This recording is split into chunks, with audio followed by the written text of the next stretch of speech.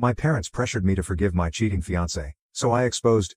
My parents pressured me to forgive my cheating fiancé, so I exposed my dad's affair, leading my mom to leave him after 30 years. In July I was to get married.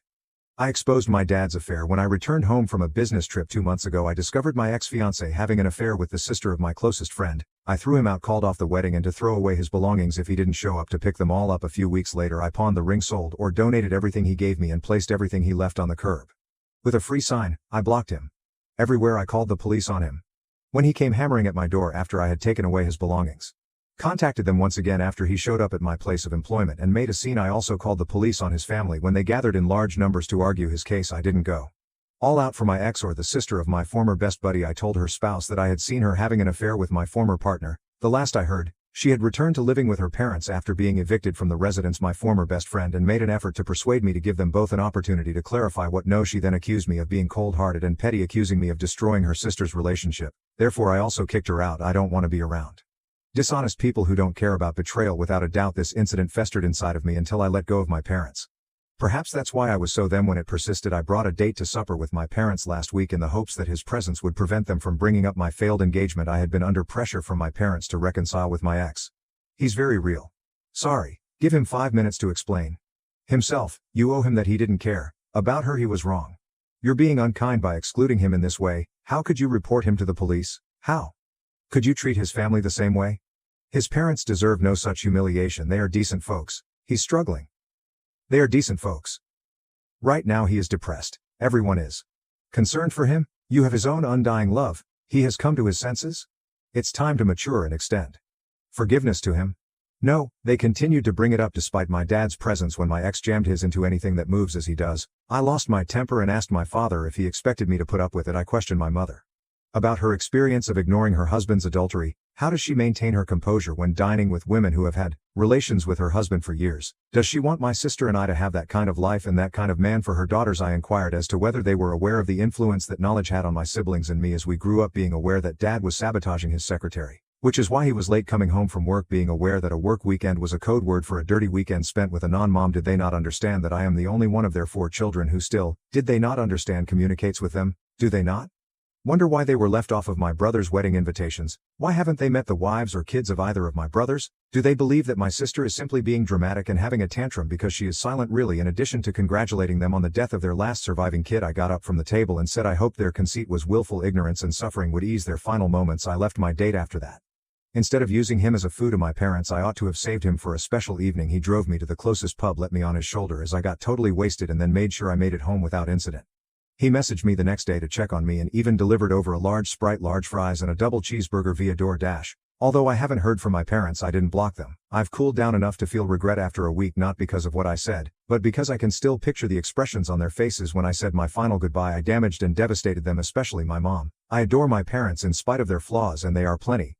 I feel a lot of remorse about hurting them, and I don't like knowing it. Edit 1. Although I haven't read every remark yet, I believe that some information has to be made clear. My date was aware that we would be dining with my folks when he invited me out that morning. I told him what I had planned for the evening and asked him if he wanted to go. I was surprised when he said yes. When he did, I told him that I wasn't being serious and that it would likely make him feel a bit uneasy. He simply chuckled and offered to pay bail if necessary. There you have it. He knew there would be drama in that restaurant. Edit 2. I have other folks in my life besides the ones I named in my post. My other people siblings are with me. They didn't interrupt me. Just a few days after I found out about the adultery, my sister flew in to be with me. I also had amazing friends who helped me move my ex's belongings to the curb, pack up my belongings, and even find me a person who paid a reasonable amount for the engagement ring. I only brought up my ex-best friend, etc., because of their actions and words that helped all those long suppressed emotions to surface when and how they did. Responses from the op in the comments. Ex's parents being on the outskirts of my parents' social circle. My ex's parents are undoubtedly aware of my father's numerous infidelities. Scandals. They must have expected me to endure the same level of contempt my mother has shown me over the years.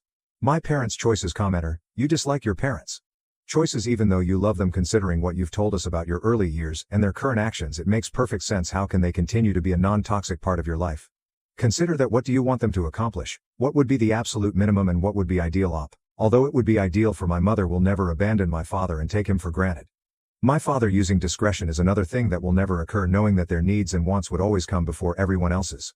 Do they really care about the humiliation they've inflicted on us? I don't think I should hold my breath for it, but I would be content with an acknowledgement of the hurt we've experienced over the majority of our lives. Commenter: is it possible that your acknowledgement X believed there would be no repercussions for him, either given that your mother finds nothing wrong with her partner cheating up?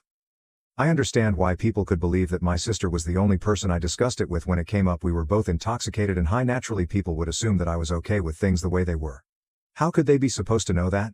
I wasn't comfortable with it when no one asked. I can appreciate that viewpoint. As of September 29, 2024, I haven't been here for a minute. Work and life have been hectic, so I haven't had time to update Reddit. We apologize to everyone who kept contacting us to request an update. Better late than never. I reason in summary, when my parents pushed me to forgive and make amends with my unfaithful ex, I became angry with them.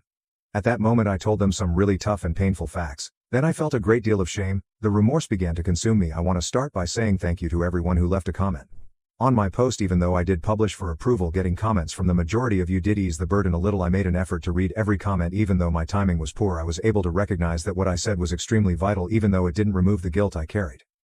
We shoutouts also appreciate everyone who chose to send private messages instead of posting on the main thread. Speaking with you and reading your personal accounts of comparable upbringings made it clearer to me that my adolescence and childhood had been painful and left scars that I hadn't yet healed. Another shout-out goes out to the people who harassed me about my choices, preached about the sanctity of marriage and the idea that men are simple beings with simple wants, and attempted to teach me how to be a woman, lean in and fulfill my responsibilities by letting a guy indulge in his vices. Not to mention the sweet little chicken nugget who told me my reaction was evidence that I'm a serial cheater, and my ex should have used a cattle prod on my happy place. I would especially want to thank the men who promised to train me to be obedient and know my place when your wives went. It must have been difficult for you all. Bravo to those women for joining you and fleeing a life of pain. Now for the subsequent events. Shortly after my posting, perhaps a few weeks later, my mother left my father one evening. She brought her bags to my apartment. She looked so broken and that I cannot describe it. My heart ached for her as I carried her inside and held her. It dawned on me then that she had no one to turn to, no one at all. No friends, no family. I can't help no friends but wonder if mom had been alone during her entire marriage, and whether she would have had the guts to leave my father at that point if one of us had spoken up sooner. My mother is typically very calm and elegant, so I had never seen her look so shattered. I was astonished to see her like that. I forced her to share my bed with me that night because I was so anxious. My siblings all arrived to offer their love and support within days after I phoned them. Before long, my sister, mother and I were all sleeping in my bed. She was glad to see that her kids still cared, because we did love her and we cared. My siblings had distanced themselves from the problem. My mother initially stayed with me. She was struggling because she was carrying the burden of years of shame, guilt, and humiliation. I didn't want to leave her alone and was concerned about her mental health. I brought her to a shelter, and we got her a dog because I couldn't take time off work to spend all of my time with her. I reasoned that if she had something to do, it would divert her attention from her melancholy. She fell in love with a 5-year-old mixed breed, and he fell in love with her again. I had hoped for an active puppy to keep puppy. He is an idiot. He managed to push his entire head between the spindles on the stairs, and we woke up to his howling one night. To get him out, we had to contact the fire department. My mother, who now calls him her baby, obviously didn't believe he was at blame. He loves her, and she loves him back. After making some adjustments, my eldest brother relocated her across the nation to live with him and his family. He believed that she would be better off living somewhere she wouldn't have to worry about running into her father or any of his numerous women. It appears to be helping that he was able to find her a therapist. According to all sources, she is an indulgent grandma who loves her role. She sees the grandchildren every day because she has a separate in-law suite. My dad, according to my brother, the children are typically located at grandma's when they go missing. My dad, on the other hand, is still my dad. He has plenty of company. He invited me to supper to introduce me to the new woman in his life shortly after my mother moved, since she had always referred to my mother as her best friend. I reminded them both that I knew exactly who she was. Another awkward dinner is about to happen.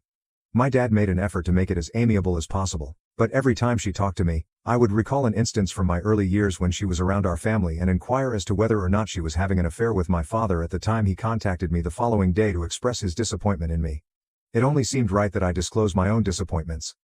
He attempted to minimize what he had done over the years and even played the victim of his own acts. During our little argument, I ended up barring him and ending the chat abruptly. He arrived at my door a little more than a month ago. He must have been my father. A little alarmed when I refused to let him in, he expressed his desire to keep me around. Whatever you think of him, he is my father and I love him and don't want to lose him. He assured me that he would not have me engage with any of his women. We have had a few enjoyable and successful adventures thus far, and I'm cautiously optimistic that we can stay in each other's lives. As for me, I'm in treatment because I followed the advice several of you provided me. Realizing that you're not as good as you may believe is a humble moment. Going through all that history in therapy has been nearly intolerable after certain sessions. My only wish is to go to the closest bar and drink till I lose all memory of what I've just therapy experienced. I'm using therapy to figure out where it all began and why I am who I am. One of the hardest things I've ever done, in my opinion, is therapy. I'm not sure why some of you do it so voluntarily or how you've done it for as long as you have it is helping, even though I feel like a crazy nutter for listening to all of you nutters in the first place. The majority of you have been waiting for this update. The number of messages I've received from folks who want to know more about him is incalculable. You all seem to be saying, "Update girl, just tell us about the date." We don't care about whatever crisis you're going through in your life. Since my piece was not about him, I have not responded to any of those questions in a roundabout manner. Though I feel like I owe you all something because you all contributed to our current situation, I will mention a few things, but I won't go into detail about everything that has transpired between us. After watching a podcast on YouTube, he got in touch with me and emailed me a link along with the question, "Is this you?" It would be, and I was mortified. Understatement to say that I was mortified. I was too embarrassed to respond to him. I didn't even read the messages he sent me over the following few weeks because I was so overcome with embarrassment. A ton of screenshots of people's remarks were there when I eventually got around to reading them. I doubt I need to explain what those comments said to you after a while. I responded to him as I previously stated. I have had a hectic personal and professional life, so it was challenging for us to find time to visit one another. He has a life and a job too. I didn't think we could develop a friendship, much less anything more, because we could only get together for coffee a few times since then. However, I've discovered that he is as relentless and tenacious as a hound with a. He persisted until we managed to schedule another date after that successful date. There were others. He finally introduced me to his grandparents, who were the two most significant individuals in his life. I currently own a little flock of wooden birds that his grandfather carved. His grandmother feeds me whenever I visit her and typically brings food home with me because she believes I'm too thin. He is friendly with my brother and sister, and he even accompanied me to my mother's birthday celebration where he got to know them all. He treated her with great grace. I had him stored in my phone as Cheeseburger for a time when he objected, stating, "I bought you a double. I bought you a cheeseburger." Cheeseburger. I began referring to him as Double Cheese, which I ultimately abbreviated to DC. My phone still had him saved as Cheeseburger. I'm not sure how to handle the fact that he is an undercover Swiftie. I don't dislike Taylor Swift, but I didn't think he would like her. I'm okay with his using me as a front for his Swiftie inclinations, just as he did with his younger sister. And nice reactions from the op in the comments. Remarker. This was an update now. I hope the best for you. Request a duck to accompany the birds. Haha, I hope you have a happy life, op. He handed me a goose when I asked for an owl. LOL. Remarker. Hearing that you're seeing the A cheeseburger makes me very happy. I'm hoping, commenter, that you're seeing the A cheeseburger makes me very happy. I hope that continues to go smoothly. Why do you still love your dad? Expecting some news about the cheating, e.g., such as the fact that he's homeless and unemployed. LOL. Subject. He's not even a blip on my radar. Questioner. Why do you even still love your dad? Ash, are you in contact with him, op? I cherish my father, just like I love my mother. Despite her saying it is possible to love someone and still detest what they do, I will never experience remorse for loving both of my parents. Down the thread. Commenter. Do you sidestep the query? In what way do you sidestep the query? Dad, do you love him? Do you adore your mom? Of the things he subjected us to were abusive, and the things she made us stay through were equally abusive. In any case, I adore them. I will admit that I adore my folks. Suey.